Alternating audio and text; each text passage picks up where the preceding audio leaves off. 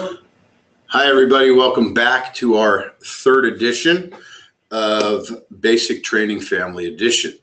We here at Recovery Bootcamp are really glad that you've shown up, and we're bringing you this instructional program through Recovery Bootcamp and the Schnellenberger Family Foundation.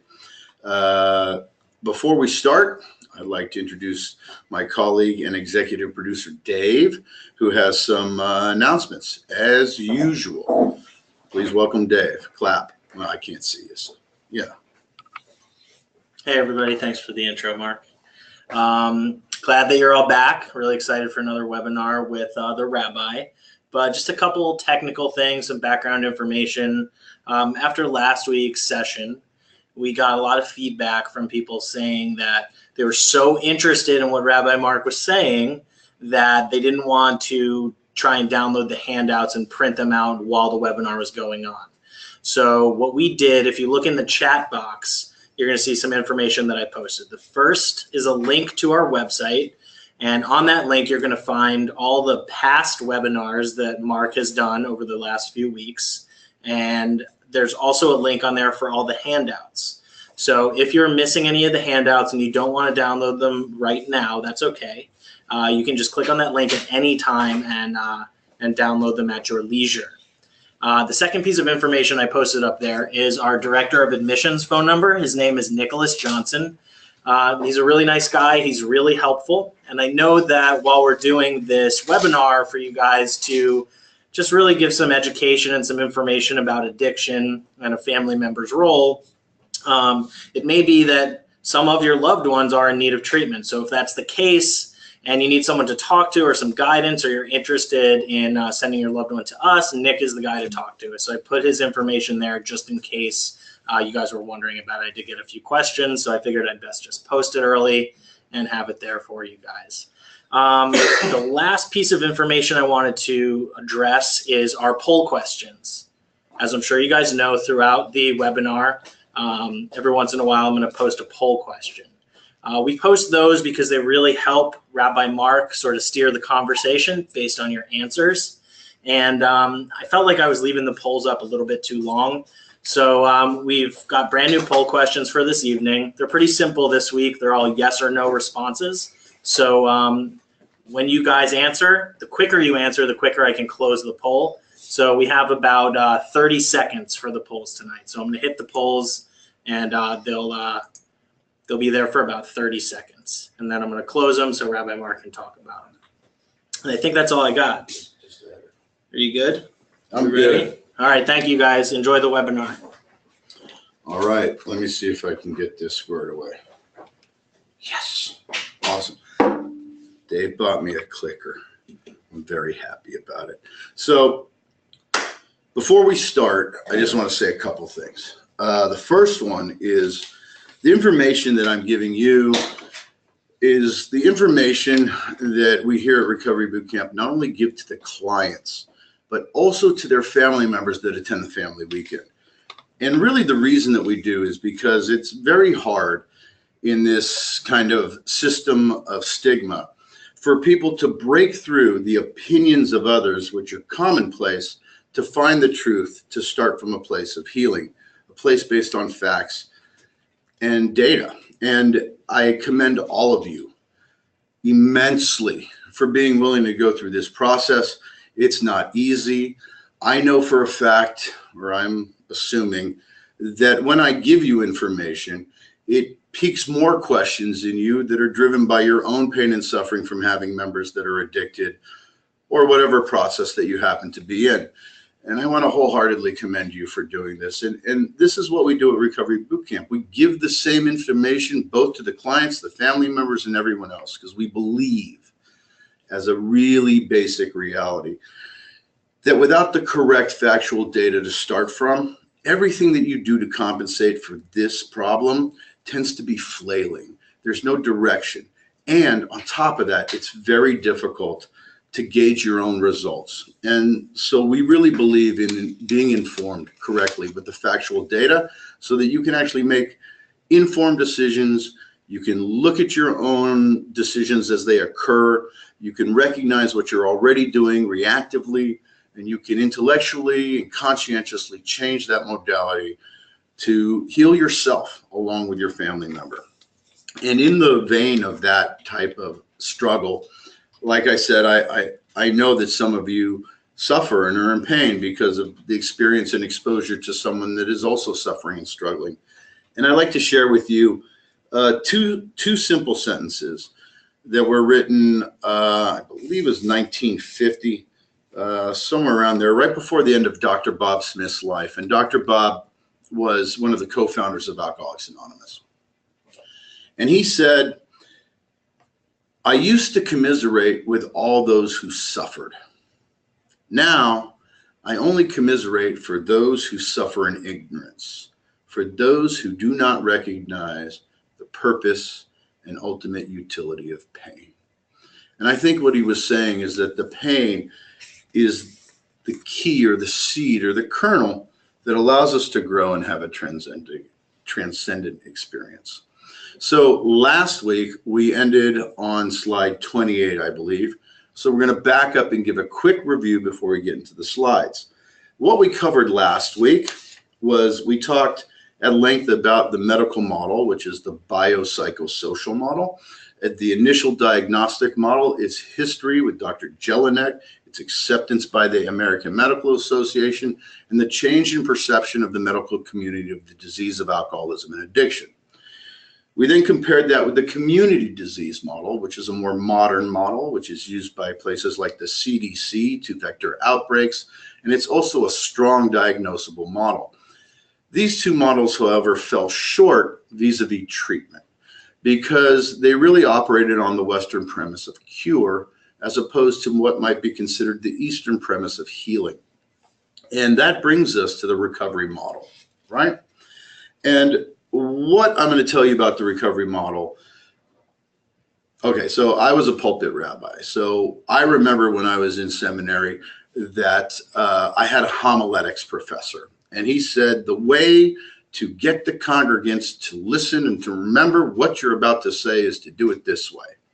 You tell them what you're going to tell them, then you tell them, and then you tell them what you told them. And that is how we're going to approach the rest of this course from this point on. So I'm going to tell you what I'm going to tell you right now. And what I'm going to tell you is I'm going to tell you about the recovery model of treatment. And the recovery model is, as you can see on the first slide, the model that is mirrored. It's also a three-way model mirrored in both the medical model, but more specifically in the community model. And the first idea we're going to talk about in the recovery model is the physical allergy, right?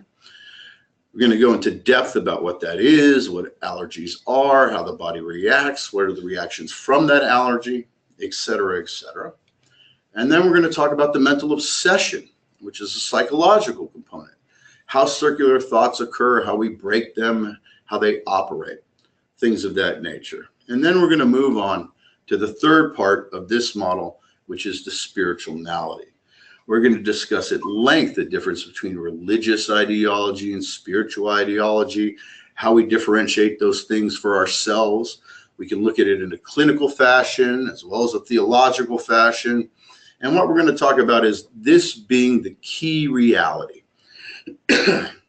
So in the 12 steps, which were originally written in the Big Book of Alcoholics Anonymous, the very last and final step, the 12th step, the culmination of the work, the last stage of the cycle before starting again in a, I guess, maintenance type of way, a continuum of recovery.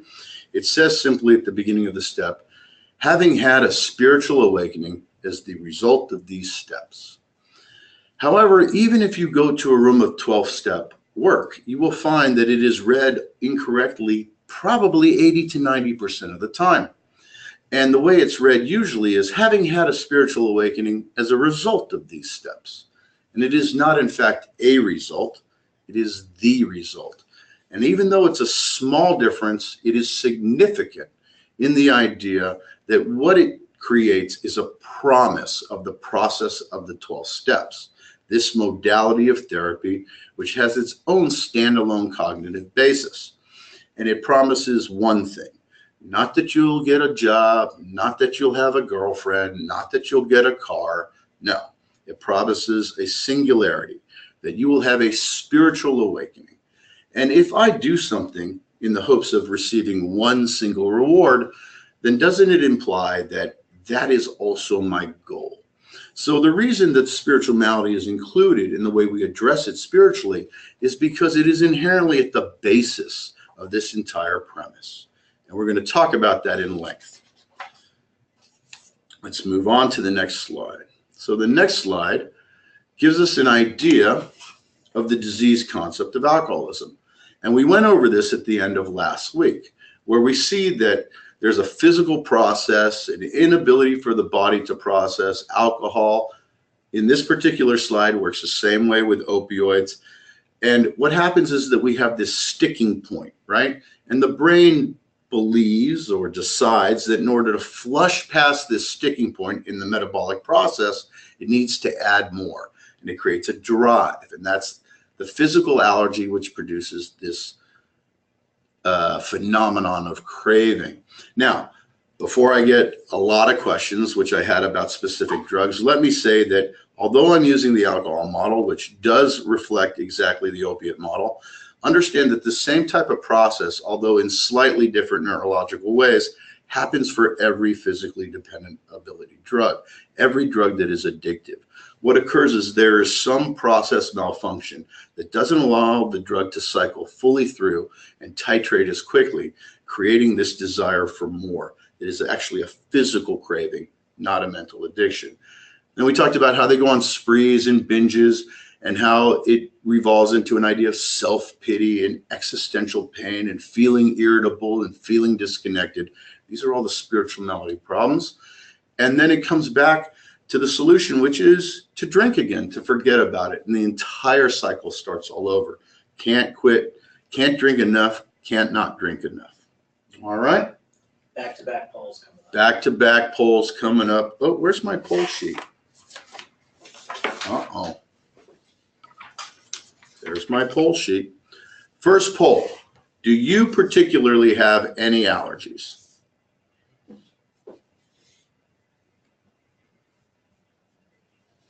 To what? To anything. Peanuts, strawberries, shellfish, work. I don't know. I've got the last one, just so you know.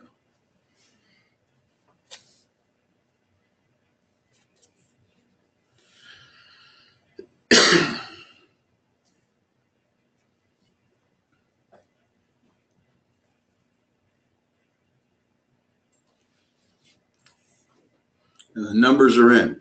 79% of you said that you have some allergy. So that's good, or maybe not. So here's the back-to-back question. The second question is, do you think that that particular allergy or a normal allergy is the same as an allergy to, say, drugs or alcohol?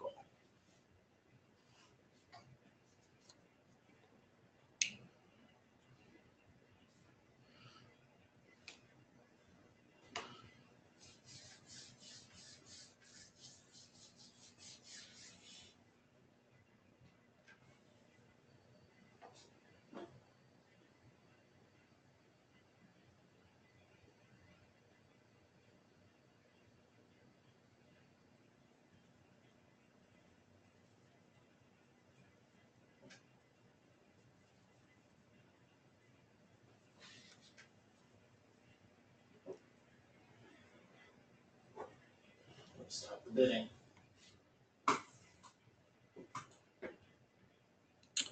53 of you say no, 47 say yes. Well, the answer is, oops, swing this over here. Yay. The answer is yes and no. And we see this in the recovery model, specifically the physical allergy.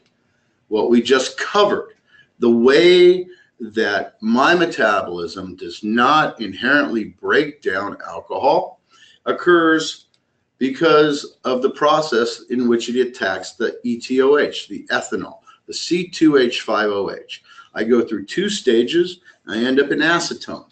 The acetone does not get broken down for me into a further complex molecule, a carbohydrate, which then becomes a sugar, water, and CO2. So I get stuck in acetone. And so my system tries to force more acetone in it. The result is I want my first drink badly, but I really want my 5th drink. So in that way, maybe it's different than a regular physical allergy. But really, if I have detrimental effects, sometimes even terminal, like crashing my car drunk or getting shot or behavioral toxicity, in a similar way to if I ate shrimp and had to get a shot because I went into anaphylactic shock, it would in fact be identical. Because in reality, an allergy by definition is an adverse reaction to something that the majority of the population tolerates with impunity. I can't get through the acetone state. It causes me to have the phenomenon of craving, because it thinks that if it just shoves more into the system, it'll push the blockage through, and then I'll be able to process. And this is that phenomenon of craving. We have another slide that is in fact a picture, the same one. This is me telling you the same thing again, so you can see it in your mind. It is in fact a barometer that includes how necessary it is for me to drink. It's not necessary to drink at the lower levels, but when I do, it becomes increasingly necessary, which means that that necessity overrides any intellectual or willpower that I have. And that occurs with the very first drink. From the acetaldehyde to the diacetic acid into the acetone, and then it stops. I don't get the CO2, I don't get the H2O, and I don't get the sugar. So back to this idea of the recovery model. We have another poll question, I believe. Obsessions.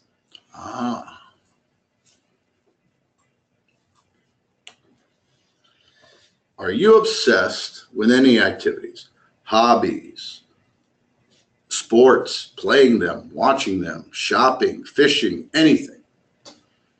Do you honestly think that you may be obsessed with something?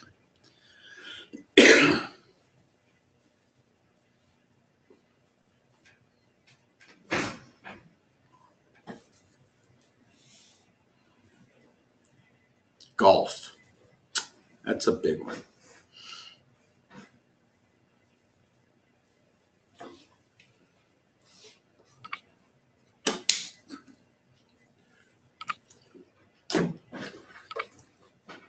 I mean, if we're honest, we all really have obsessions. Something we love could be thought of obsessively, depending on how much time we spend contemplating it or desiring to do it. Excuse me. And the results are in, and we have almost equally, 50-50, half-half, almost yes and no. Well, I would say that the majority of people have some sort of obsession, either low grade or substantial. I know people that work out obsessively, that run, that are concerned with physical fitness. And these obsessions, although listed as obsessions and have a negative connotation, may not in fact be negative. And sometimes obsessions are the thing that drive us to achieve, to attain, to bring security for our family. So what does the recovery model say about obsessions? It says that I have one. I have a mental obsession. And what is that obsession? How does it operate for me? Well, it manifests for me specifically in what is called a circular thought process. So I'm going to say something now, which is going to sound completely convoluted, irrational, and nearly nonsensical to the majority of you. However, if there are a few people who are in recovery in this audience, you will understand. And here's the interesting thing. Here at Recovery Bootcamp, when I say this sentence to every single client that comes in, they know exactly what I'm saying. So here it is. When I'm drinking, I'm thinking about drinking, but I want to drink. So when I'm not drinking, I'm thinking about the drink that I can take while I'm drinking when I'm not thinking about drinking, which never happens. So I'm continuously thinking about drinking so that I can drink when I'm not drinking and think about drinking when I drink. If you're an alcoholic, you know exactly what I said. If you're not, your head's hurting. But the truth is that's the process. When I'm not drinking, I'm thinking about when I can drink and how am I going to drink. And when I'm drinking, I'm thinking about, do I have enough drinks, because I need to drink when I'm not drinking. So I have to do the process. Same thing happens with heroin. If I'm sick, I can't be sick in the morning. Same thing happens with cocaine. Do I have enough? I take the crack rock, I hide it in the bathroom. Then I need another hit. So I go in and I cut it and I hide it somewhere else. And all of a sudden it's disappeared and now I freak out because I need more crack. This happens over and over. Regardless of the drug, it's the same cycle of the obsessive thought process. How do I get high when I'm not? How do I get high when I'm high? I have a Jones, a desire that is almost insatiable and is in fact a result of my physical craving that now manifests in the front of my brain, in my prefrontal cortex, where I can contemplate the feeling that I have. One is never enough. They say 1,000 is too many. For me, one's never enough. 1,000's never enough either. So let's move on to the next slide. And do we have a question? Yeah, we got a couple. Let's hit them. We got a couple. Number one. So are these mental obsessions, the normal ones, the same as the mental obsessions of an addiction?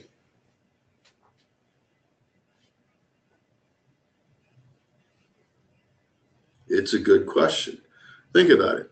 When you're at work and you're a runner and you want to run, are you thinking about, what's the weather like? Can I get a run in the afternoon? Can I play tennis later? Right? It doesn't really distract you from your job, but it's something lingering there in the periphery of your thought process. You know? Closing the bidding. Closing the bidding. And the answer is almost again, nearly half-half, with a slight edge to the yes. And I would agree that it is, because in terms, got to hit this, in terms of the cycle that occurs neurologically, it is identical. It just seems to be more existentially necessary for the addict and alcoholic, because remember, we're talking about something that exists in the mesolimbic system, the system that tracks the difference between stress and reward. And we have stress, and then we have the reward. I'm at work, it's stressed, I want to get off, I want to go play around at tennis, or play around at golf, or go play video games, or watch television with my wife, or whatever it is. And these things take some of my thought processes out of focusing on what I'm doing, task at hand. However, when the reward becomes greater, the stress to achieve it becomes greater. So let's look at this graphic. There's an emotional trigger, something I desire.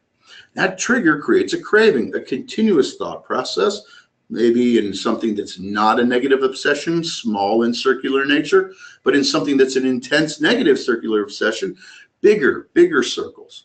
So what do? I formulate a way, a ritualistic way to attain that, to do that. I get on my phone and I schedule a tea time, or I do this and that, and then I go and do it. And I have the experience and I get the gigantic reward. The crash after that is I feel bad. And maybe if I have an obsession to play around at golf and I should have actually made some calls or handled the business for my wife or mowed the lawn, I'm like, yeah, you know, maybe it wasn't a bad choice.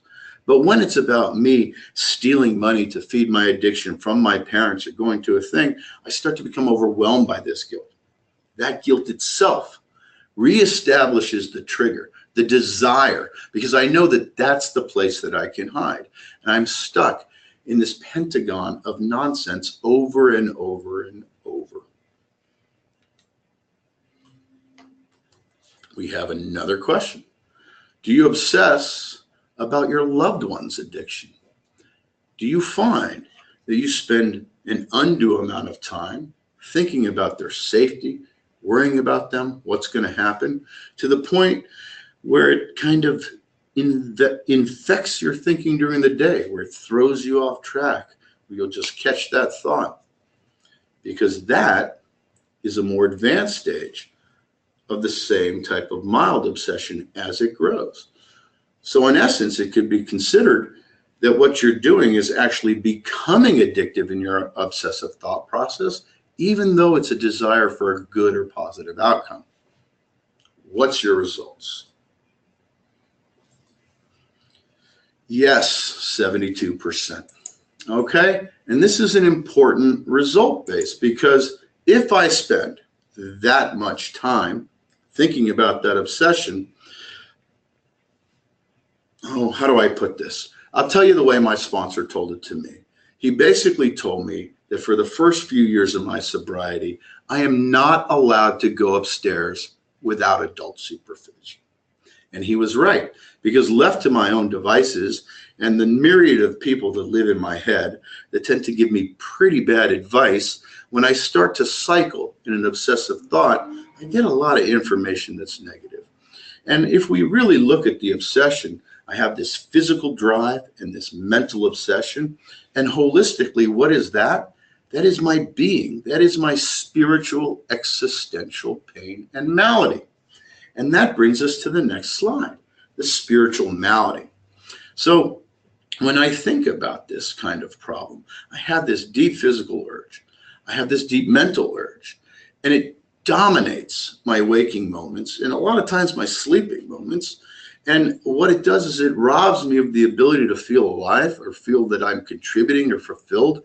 And I start to existentially see myself negatively, and that becomes my spiritual malady. So I need to mark this. So I have another question in regards, I guess we'll do it, we can do it now, or no, we'll do it as we go through the slide. So I'll tell you. So what is the spiritual malady? It is this existential pain, this continuous pain that I feel. It's so funny.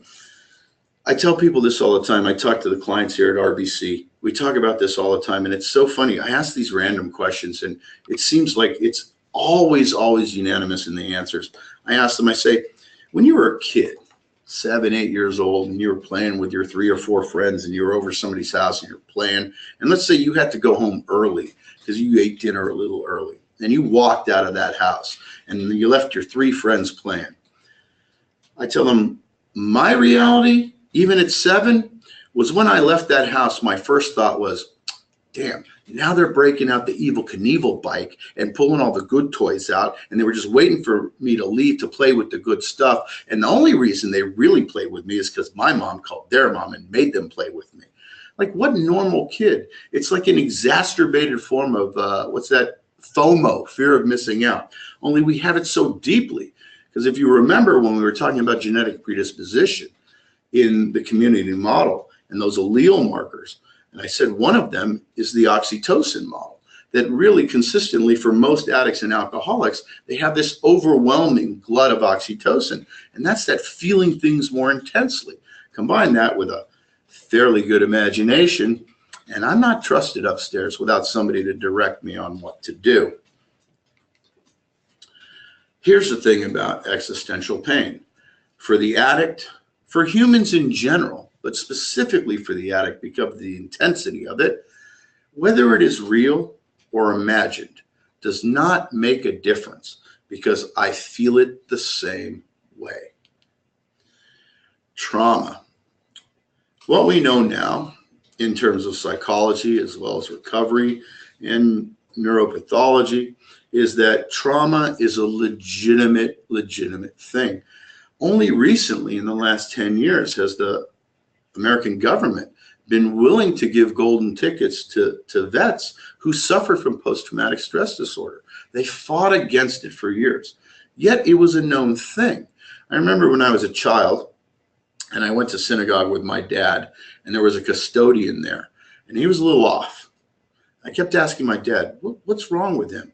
And my dad, being an older man, was still on the old nomenclatures, looked at me and said, he's shell-shocked, which is a term that came originally from World War I.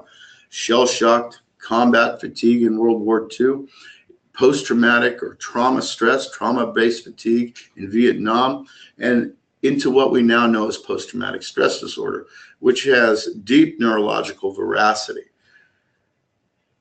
And I'm about to say something that a lot of professionals would get mad at for me saying. Trauma is absolutely real, and it's absolutely not real. It's a cycle that we create unknowingly Usually it's a bleed between the amygdala and the prefrontal cortex. The amygdala is where the fight or flight or traumatic responses and memories are stored into the prefrontal cortex, which makes us feel like the trauma is happening again, even though it's stimulated by something different. And so the event was real. The reliving it is not. And actually, trauma therapy is somewhat counterintuitive. I, as an alcoholic, know that my trauma, I spent a lot of time not wanting to think about it. It seems like the normal human response. If I feel something bad, I don't want to think about that thing. And for me, the trauma was exacerbated by my heavy levels of oxytocin. So what I did was I drank myself stupid and did a bunch of heroin so I didn't have to think about it. And then when I came out of that high, it made the trauma even worse again. Again, the same thing, real or imagined. Well, in essence, they're both the same. When it's imagined, it's real, and when it's real, it's imagined. So before you start throwing rocks at me through the email, know that trauma is absolutely real and treatable and a huge component in treating addiction. And we approach every client at Recovery Boot Camp, and really in our biopsychosocials, we talk about trauma a lot because it is very impactful. The way we respond to shutting that down is by getting high continuously. And again, large trauma, small trauma, really we ourselves are the only arbiter to decide what the level or stress level of our trauma is. And because we tend to be hyper-catastrophizers as a group of people, specifically addicts and alcoholics, even small traumas blossom, right? And there's a few other factors intelligently and existentially for us. One, we tend to avoid responsibility and we want to remain children. And so when I replay a traumatic event and I hit the rewind button on that DVR, then every time I remember that thing, it actually converts the story picture slightly. And the repetitive viewings take me out of the equation vis-a-vis culpability or responsibility and end up at the beautiful place where I love to be, which is the place of total and abject victimhood. Because if nothing is my fault, and I am truly a victim of a universal conspiracy, then I am entitled to do whatever I want, A, to forget it, and B, to anybody else, to make myself able to forget it. And again, all this piles down to that thing about just not feeling quite right. There's always been something where I just quite felt a little off. You know, I always say it's as though I was put on this planet with a really good map of Venus. Really good map, wrong planet. So I'm consistently bumping into things, metaphorically and physically. And that's that kind of, you know, my skin doesn't fit right. It's sort of a low-grade existential pain, a low-grade spiritual trauma that I find over and over again. Slide, Dave. Oh, poll question. Poll questions. All right, next question. Religion. Religion. Where are we at? We're on slide 32 to 33. Yes, do I think my loved one knows? Oh, different question. Different question. Okay, do I believe that religion and spirituality are synonymous? Interesting question. And maybe there's no real answer to that that's clinical in nature, because they can be, they can also not be. I don't know. Sometimes I see interviews with people and you know, like, just every time I think about this question, I envision, like, you know, the old hippie or the new age person. They're like, no, you don't understand. I'm not religious. I'm spiritual. And I want to go, well, what does that mean? They go, you know, like spiritual, man. Like, I got like crystals and I bought this like sage smudge stick because my house felt weird and I had to burn it. But I'm rambling. So here's the answer. 59% of you said no, which is a slight majority. And I will say that for those 59%, According to the Oxford English Dictionary, you are absolutely correct. So let's talk about that for a second. So here's the conclusion. What are we talking about when we're talking about spiritual maladies? Well, I'm going to leave you with a teaser. I'm going to tell you that spirituality and religion are not the same, but I'm not going to tell you the difference. You got to come back for that answer. So let's just do a quick conclusion in review of this particular idea.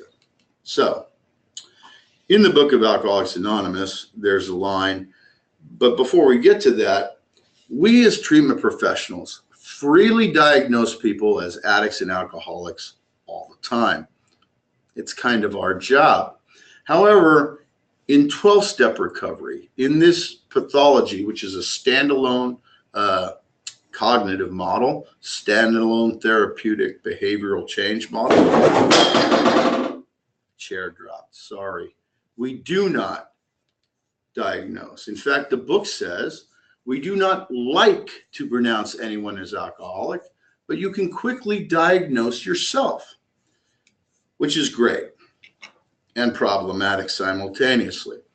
So here's the interesting thing. If you really look at the text, it says we do not like to diagnose people alcoholic. In a perfect world, everyone would in fact be able to self-diagnose. And this is leading us probably into questions of interventions, coerced treatment, all of these things that are to come. Am I enabling? Am I helping? If I can't diagnose somebody, if I can't as a family member do that, and if I'm waiting for the identified patient to diagnose themselves, I may be waiting forever, or I may be spending the money, God forbid, on a funeral instead of treatment. So we don't like to pronounce anyone as alcoholic in the rooms of 12-step fellowships, but let me tell you, it says we don't like to, because our hope would be that self-diagnosis would be optimal, when in fact it's difficult. So we do, in fact, as other members of 12-step fellowship, diagnose people as addict, as alcoholic constantly, and with good reason, because we understand that experience. And this inherently, the inability to self-diagnose, is really one of the major symptoms of denial. Okay? Do we have a denial question? We do. So here is the next poll question.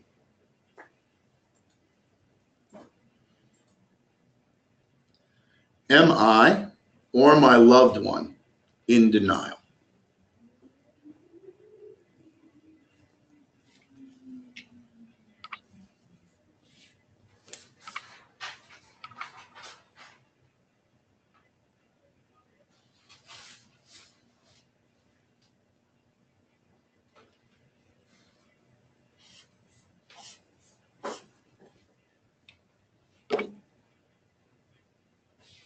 And the answer, oops, not up yet.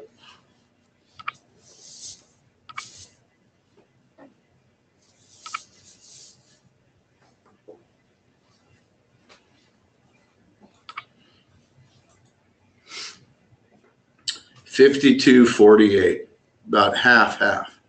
Well, we'll talk a little bit in brief about denial, and we're going to get into it in depth in the next slides, because what we're covering in this model is an overview. We are going to unpack it in depth in the next set of slides. So what is the main symptom of denial? Well, oddly enough, the main symptom of denial is denying that you're in denial. Specifically, this idea, the idea that I don't have this disease. I don't even have the symptom of the disease. And this is why there's a problem with self-diagnosis. If one of the symptomologies of my disease is my brain telling me that I don't have the disease, it makes it a near impossibility to self-diagnose. There's an interesting old saying in the world of recovery. Denial is not a word, it's an acronym. And it's an acronym for don't even notice I am lying. And this is not uniquely an alcoholic or addicted reality. It's the reality of man themselves, human beings themselves. I am not an addict. It tends to be the only thing that's gray in my entire life. The only ambiguity in my entire career using is whether I'm an addict or not. Everything else is black and white. I'm a victim. I'm great. I suck. It's all over the board. But addicts inherently need that black and white reality, except where they don't need it. And they have ambiguity in the one place they don't need that and not where they do. So the acronym is Don't Even Notice I Am Lying. It's interesting because, like I said, this is not just a case for addicts and alcoholics. And in fact, if you tend to be a biblical person and you open Isaiah and you read the prophet, there's a line that says, the heart of the people is fat and the eyes are glued shut and their ears are plugged, lest they feel with their heart, see with their eyes, and hear with their ears. They would understand the truth and they would have to repent and be healed. Denial is inherently the blockage of truth from entering the creation of a fantasy that exists in the brain.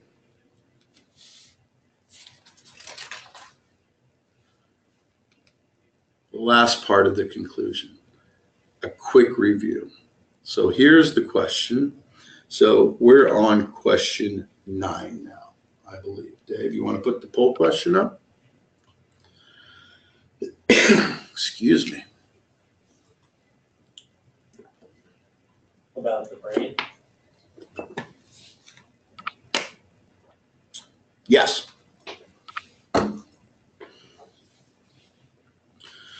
After 3 weeks together, the question's simple.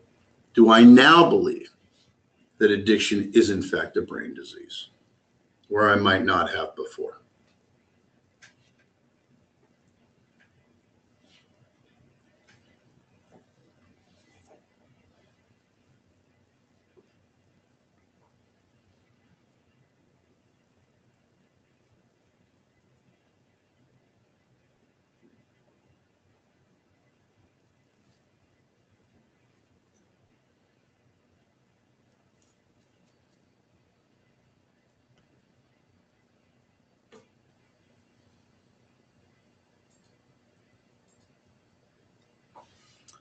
All right, this is a dramatic change from our original question. We asked this question originally the very first time we had this, and our numbers are now 95 to 5%. And thank you. Makes me feel good that the information is getting across. And thank you for doing this, because this is what is going to change other people's opinion and society's opinion of this tragedy that's occurring right now amongst us. So, is it a brain disease? I'm going to just leave the clicker in my left hand because that's going to work better. Yes, it is. It is absolutely a brain disease that focuses on the dysregulation of specific mechanisms in the mesolimbic system, which is the system that connects stress with reward. And those are the circuits that always bring us that type of striving. And let's close this slide with a very quick, it's a little saying that I picked up years ago. I know that it's a Japanese saying. It's not a haiku. I don't really know what those syllables are, but it's an awesome saying that I was taught a long time ago, author unknown. The man takes a drink, the drink takes a drink, the drink takes the man. So our next slide that we're about to, actually this might be a good place to start to take, because we're about to move into an in-depth review of the recovery model. I'll hit the beginning of the next slide. We'll go through this one, and because we got a picture, and then we'll come back to it next week. But again, we can see the difference between the non-addicted brain and the addicted brain on the bottom half of the slide. And what you see is that it starts with this idea of control and self-regulation, which occurs in the prefrontal cortex, as well as the CG. So this is our ideas, our knowledge that prevents us from doing things that are hazardous or detrimental to us. This creates a drive in the OFC, and that in turn is influenced by the nucleus accumbens, which is the thing that tends to drive us through our decisions. And that is influenced by the memory of the event, right? If something was detrimental, we remember, we stay away. And so basically, when that thing is in balance, we don't go to the place where we do a behavior that may have a resultant detriment, even though it has a resultant pleasure. However, for the addicted brain, the influence of the self-regulation center is diminished because the memory of the high is so strong that it creates, in the area that generates salience, it makes that drive into the OFC. And when we get to the point, the jumping off point in the brain, instead of drawing back and saying, no, that's not a good idea, we go for it. So the self-regulation and the self-control that exists pays a very small point. And you can see the influence in terms of how thick the arrow is and the way that this thing cycles through. It jumps back to the regulatory system that then has an effect. And we're going to pick up next week on slide 36, where we're going to talk about the recovery model, which we just briefly went over in deep depth. It's going to talk about, we're going to cover treatment basics. We're going to talk about remission of the disease. We're going to talk about other processes. We're going to talk more about allergy, and specifically how allergy interlocks with the obsession in a way that creates a nearly untenable situation for the alcoholic and addict. Those of you that answered that you are allergic to something, my guess is you probably just don't eat those things, which would be an easy way for me not to be drunk, is just not to drink. However, there's more to it, and we're going to pick that up next week. So I think we're ready for Q&A. We have some, but if they want to send in questions. If you guys want to send in questions now, feel free. Be more than happy to address the ones I can. And hopefully you guys got emails from me last week. And I know that some of the questions are brief, the answers are brief, but I kind of have a lot to answer. So I try to keep them brief. I try to be concise and get to the point of what you need. And a lot of times, if I am very short in the answer, it's because we're probably going to cover that information at depth, right? And again, just to reiterate what we talked about last week in brief, is that we're trying to avoid specific drug pathologies and specific ideas. We're trying to look at the facts and the data from an overarching disease perspective as opposed to individual pathologies. And this will give us a more well-rounded understanding of alcoholism, drug addiction, how to approach it, how to treat it, and how to live with it, really. And how do I contribute in terms of a family member? Okay, first question. Sure. Is it normal as a parent, after a long length of time dealing with a addicted loved one, to kind of put them in the back of their mind and try not to think about it? Yeah, it's exactly normal, because by exposure to the family member that causes increased stress and problems, legitimate problems, financial or emotional or familial, that it's part of the sublimation of trauma. It is a normal part of the human condition. And again, it seems antithetical to the idea, when something is painful, I don't want to think about it. But trauma therapy is about stepping away from the emotional investment. And the reason that we sublimate those feelings and memories is because they're emotionally painful. Trauma therapy is about stepping away emotionally, which means increasing your recall, journaling, things of that nature, so that you can bring clarity to the event and then process it without emotionality. It's absolutely normal for people with a long-standing history of trauma that comes from being close to an identified patient. They will back burner that or sublimate it. I think that the best thing that I can say about that now is that learning to identify your reactions and learning new ways to not enable and to be proactive in your relationships are the things that are going to actually fix those things, where you don't ignore them, but you don't enmesh with them either. And we're going to talk about that at the end, close to the end of the lectures. Okay. Next question. This one might be hard to answer, but I don't know. Okay. I know my loved one is an addict, but they won't admit it. What do I do? You want us to go to the very last 3 sections immediately. How do I answer this without giving away the milk, I guess, to use an old kind of expression? You know they're an addict. You have diagnosed them. You have information. Good for you. The thing that I would, and they are not willing or ready to admit this particular reality, which I would assume means that they probably don't want to even be sober. So,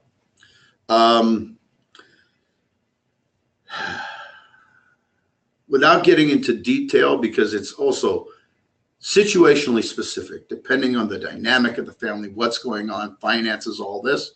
But I'm going to tell you the very simple answer.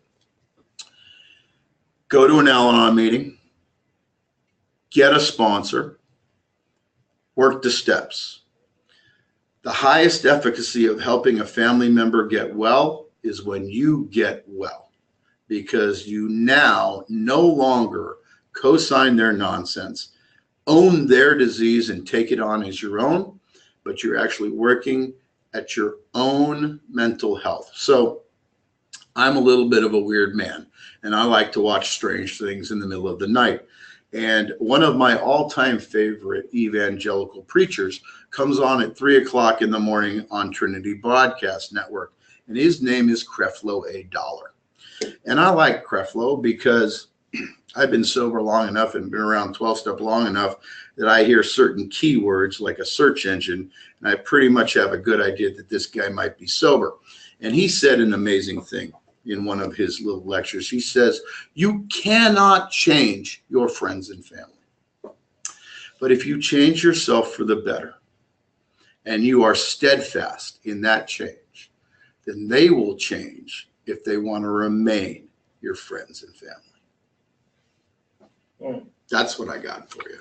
Go to an Al-Anon meeting, please. I beg of you. Buy the Al-Anon book. Read it. Read it. Okay, so now I have a longer question that I'm going to paraphrase a little bit. This one was sent in, and they basically want to know that at some point in their own life, they became physically dependent on a certain medication. Correct. But didn't have a mental obsession to keep using it, but it did cause them problems, but they were able to get off it. Correct. So what differentiates them from the addict? Simple. Seems like they were heading that direction, but they didn't. So they're just trying to understand, is it luck or what is it? Well, it's probably not luck. What it is, in fact, is that physical dependence is not addiction, but oftentimes it is the precursor to it or an early stage of it. So I'll give you an example in my own life. My mother, who's elderly, she's in her 90s. A few years ago, she fell down, she broke her hip. She had a surgery. The nurses were giving her a Vicodin or Percocet or something along those lines, and she inherently didn't like it. She was like, you know what, it hurts, but I don't really like the way I feel. But I'm taking it because the pain is almost worse than my dislike of the feeling of the response of the drug. And when she was ready to come off of it, she was physically dependent. And she's in her 90s, which means a abrupt stop of a medication that creates a physical dependence could have caused her to stroke out, have a heart attack, right? We have that CNS rebound. If it takes you that low below the baseline and it's a respiratory depressant and a heart rate depressant, upon detox, you're going to shoot up just as high above the baseline as you were below, which means that she had to be titrated. She had to be tapered off of her medication so she didn't go into precipitated or full withdrawal. And physical dependence can occur without addiction. I will say it's like this. All cactus are succulents, but not all succulents are cactus. Aloe vera is a succulent, but it's not a cactus, but every cactus is a succulent. It's the same thing. All addicts have physical dependency. It just may not appear that way for certain drugs because certain drugs have shorter half-lives or different cycles. However, Not all physically dependent people are addicts. That's the short answer, pretty much. You are probably not an addict. You were probably physically dependent, which happens all the time with a myriad of medications. Even certain psych medications, you can't stop them abruptly. You know, SSRIs, NSRIs, you have to be tapered and titrated because the response, the rebound can be drastic. Specifically benzos, you find it very, very bad in benzos. Okay, another question. This one is more of the medical nature. I am not a medical doctor. Correct. But I will tell you the information that is acceptable as the standard that we practice under today. But if you have any severe medical questions, I strongly urge you to talk to your physician. Many of them are aware. And if you're looking for one that knows more about addiction, you can go to ASAM website, which is the American Society of Addiction Medicine, and find a local doctor who happens to be a member who is well-versed in addictionology. Okay, so the question is pretty simple.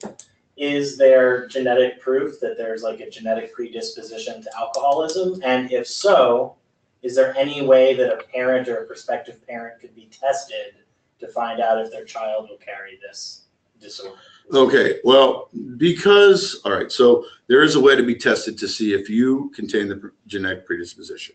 However, if you're not an alcoholic, you probably don't have the genetic predisposition. What we know from the Human Genome Project is that in this group, and we talked about it when we talked about the host, the person in the community disease model, there are 7 specific allele markers, which are binary open close switches that exist on RNA, and 4 out of 7 increases the probability of becoming an addict in adulthood to about 80% probability.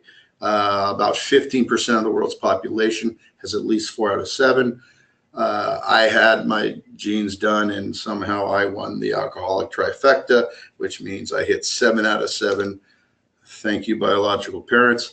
And so, yeah, I was pretty much destined to become a drunk. But that doesn't mean that you have to, even if you have the genetic predisposition, because there's genetics, which is the host, there's the environment, family systems, education, getting yourself knowledge to actually address these things. And finally, the agent of harm, which is, do they get high? Is there availability? All these things together. Even when one is heavily laden, say a genetic predisposition, you can compensate for that with the other 2 environments. You can create the environment, you can restrict the access to drugs, you can inform the child.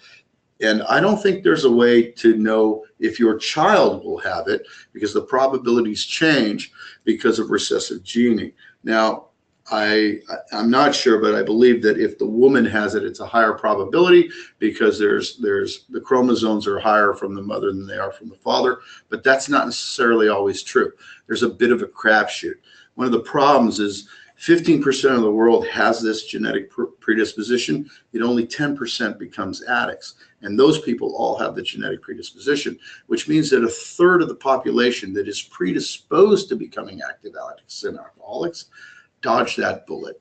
And as of now, according to the data we have, we don't know why. Okay, and then I have one more question. We got a couple minutes, so let's make it a quickie. Okay, this question is, if my loved one is able to obtain sobriety or recovery, does their allergy ever go away? And what about the obsession? Are those things with them for life, or can those things be removed through recovery? All right. If you are allergic to peanuts, and if you eat them and you go into anaphylactic shock and either need an epi injection or, God forbid, die, can you put that allergy into complete and total remission? Absolutely. Don't eat peanuts. It's kind of that simple. We are actually going to talk about this in the next 2 weeks. This happens to be one of the topics about that. We are going to talk about specifically, I said, we're going to talk when we talk about the recovery model in depth, we're going to talk about remittance or remission of disease. What parts of the disease can be placed into remission? Is there remittance in all of them? All of these things will be covered. But yeah, look, you don't ever have to pick up again. That's a real thing. It's a real thing. And people attain years and years and years of long-term sobriety, long-term abstinence from drugs and alcohol. And when we get into the dissection of these three things that we talked about, the mental obsession, physical allergy, and the spiritual malady, we're going to unpack those at depth and talk specifically about that question. So hold your breath, or don't. Right. But we'll definitely talk about it. I think that's all the questions we're going to have time to answer tonight. All righty. So if we didn't get to your question, I will definitely send you an email, and hopefully everybody got theirs this time. I have a little dyslexia problem putting them from one to the other. So Dave set me up with a system where I just got to click on it and it works great. So hopefully everybody got their responses. And again, let me just say thank you so much for coming. It's brave of you. It's amazing of you. And what you're doing here is the thing that is going to help your family more than anything you've probably done up until this point. And remember that we here at RBC are super grateful for your participation, and understand that the way we approach alcoholism and drug addiction and recovery boot camp is that we try to give the same information to everyone so that they're armed with the facts so they can approach their own recovery from a point of power and understanding. Thanks for coming.